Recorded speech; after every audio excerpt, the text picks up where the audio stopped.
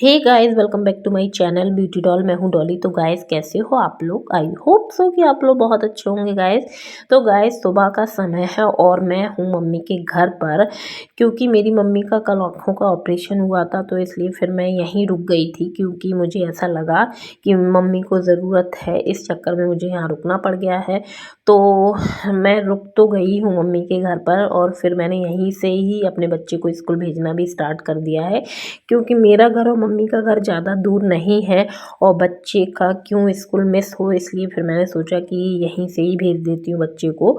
तो मेरे हस्बैंड सुबह से ही सारे कपड़े वगैरह ले आए थे बच्चे के, तो फिर मैंने इसको स्कूल यहीं से ही भेज दिया। और बात की जाए गाइस मेरी, मैं कुछ भी लेके नहीं आई थी मम्मी के घर पर, क्योंकि कुछ ऐसा डिसाइड नहीं था कि मुझे रुकना पड़ेगा। लेकिन अचानक से फिर ऐसा मुझे लगा कि ज़रूरत है। फिर मेरे भाई लोग भी बोलने लग गए कि रुकना है, इसलिए फिर मैं रुक गई हूँ। और मेरे कपड़ों पे गाइस बिल्कुल मत जाइएगा, क्योंकि मैंने यहाँ पर नाइट में जुगाड़ से कपड़े पहन लिए थे क्योंकि मैं कुछ लेके नहीं आई थी, कपड़े वगैरह अपने भी नहीं लाई थी, ना अपने बच्चों के लाई थी। लेकिन अब जब रुकूंगी तो फिर कपड़े वगैरह तो मंगवाना ही पड़ेगा। खैर, लेकिन अभी फ़िलहाल में मैंने जुगाड़ लगा ली थी और पहन लिए थे जो मुझे मिल गया था। तो यहाँ पर सुबह का, जैसे कि मैंने बताया, समय है, बच्चे को स्कूल भेज ही दिया है। यहाँ पर भाभी जो है वो सबके लिए नाश्ता बना रही है, क्योंकि भाइयों को जाना है गाइस ड्यूटी। और नाश्ते में मैं आपको दिखा देती हूँ कि भाभी क्या बना रही है। नाश्ते में बन रहा है गाइस हलवा, सूजी का हलवा बन रहा है, और एक साइड चाय चढ़ी हुई है। और भाभी ने तो नहा लिया था, आज मैंने अभी तक नहीं नहाया है, क्योंकि अपने घर में जो काम रहते हैं हमें कायदे से पता रहते हैं कि हमें कैसे करने हैं और कहाँ ख़त्म करने हैं, मतलब कहाँ शुरू करने हैं, कहाँ ख़त्म करने हैं। और यहाँ पे आके मुझे कुछ समझ में नहीं आ रहा था। वैसे तो मम्मी के घर पे जब मुझे कुछ काम होता है तभी मेरा आना होता है, लेकिन रुकने की बात की जाए तो रुकना तो बहुत कम होता है।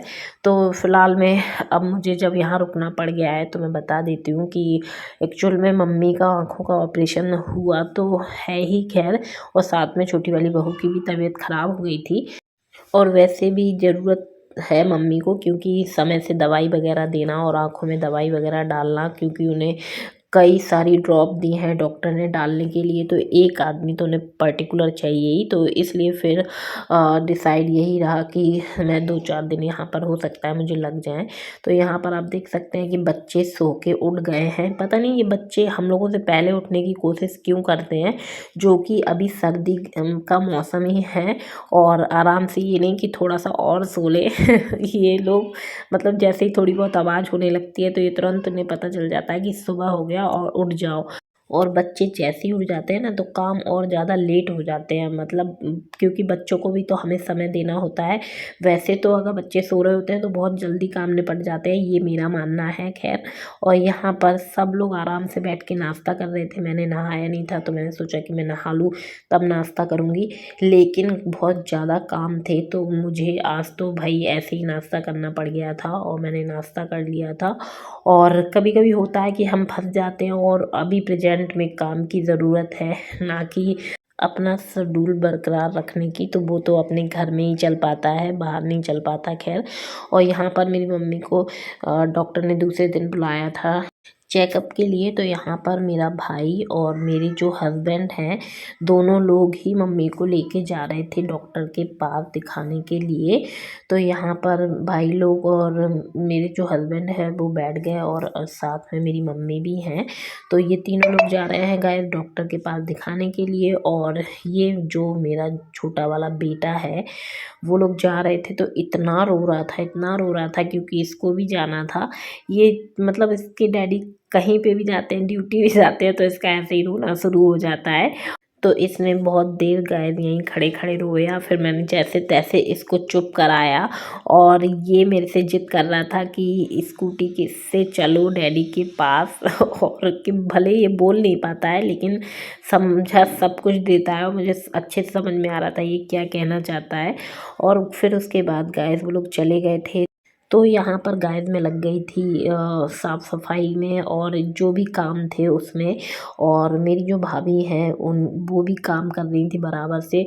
और पहली बार ऐसा हुआ है कि मैं यहाँ पर कामों में फंसी हूँ, क्योंकि वैसे तो आप लोगों ने मेरे ब्लॉगों में देखा ही होगा कि मुझे मायके में काम करने की ज़्यादा ज़रूरत नहीं पड़ती है, मेरी भाभी लोग ही सब कर लेती हैं।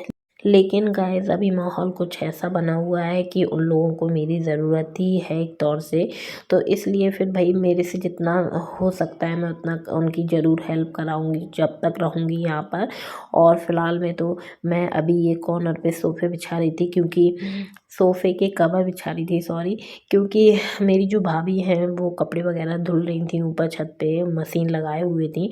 लेकिन मेरे को ये समझ में नहीं आ रहे थे, मैं फर्स्ट टाइम यहाँ पे सोफ़े के कवर बिछा रही थी कि कौन सा कहाँ कैसे बिछाना है, और बहुत सारे थे। तो फिर भाभी जब नीचे आई तो मैंने पूछा ये कैसे कौन से बिछने हैं, तो भाभी मेरी यहाँ पर हेल्प कराने लगी। वो होता है ना कि अपने घर के जो काम रहते हैं वो अपने आप को अच्छे से समझ में आते हैं। तो मुझे यहाँ पर ये समझ में नहीं आ रहा था, फिर उन्हीं ने थोड़ी सी मेरी हेल्प करा दी थी। तो मैं यहाँ पर नीचे साफ़ सफाई कर रही थी और भाभी ऊपर कपड़े धुल रही थी बराबर से। और खाना पीना भी बना नहीं था, खाना पीना हम लोगों ने सोचा कि बाद में बना लेंगे, पहले साफ़ सफाई कर लें, कपड़े वपड़े धुल लें उसके बाद। क्योंकि मम्मी तो नाश्ता करके चली ही गई थी और भाइयों ने सबने हम लोगों ने सभी इन लोगों ने नाश्ता कर लिया था। तो इस चक्कर में फिर सोचा कि आराम से खाना बना लेंगे, मतलब गर्मा गर्म जब सब लोग इकट्ठे होंगे।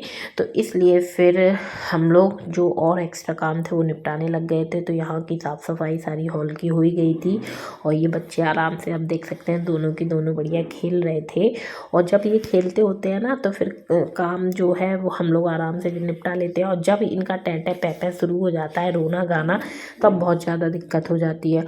फिर गाइस मैं आ गई थी मम्मी के रूम में, और मम्मी के रूम में सारा कुछ बिखरा पड़ा हुआ था। तो मैंने सोचा कि चलो इसको समेट देती हूँ, क्योंकि मम्मी तो अभी गई हुई हैं डॉक्टर के पास।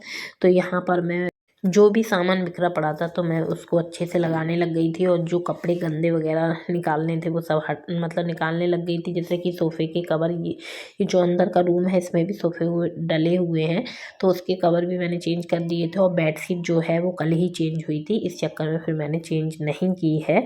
वैसे तो घर की सारी साफ़ सफाई भाभी ने सुबह उठ के ही कर ली थी, झाड़ू पोछा लगा लिया था। और उन्होंने झाड़ू पोछा लगाने के बाद ही वो नहाती हैं, ऐसे ही मैं करती हूँ, हमेशा झाड़ू पोछा लगाने के बाद ही नहाती हूँ। पर अभी हम लोग कपड़े भी धुल रहे थे मशीन में, तो जो भी कपड़े गंदे मतलब जो थे उनको हटाते जा रहे थे और साफ बिछाते जा रहे थे, इसलिए हम लोगों को डबल काम हो गया था। और यहाँ पर ये रूम भी अच्छे से क्लीन हो गया है। तो गाइस मैं इसी के साथ अब अपने ब्लॉग का कर दूंगी एंड। वीडियो पसंद आई हो तो वीडियो को जरूर से लाइक कर दे, चैनल को सब्सक्राइब कर लीजिएगा। और ऐसी वीडियो देखने के लिए मेरे चैनल से जुड़े रहिएगा। तो चलिए मिलते हैं अपने नेक्स्ट वीडियो में। Okay, bye bye, love you all guys.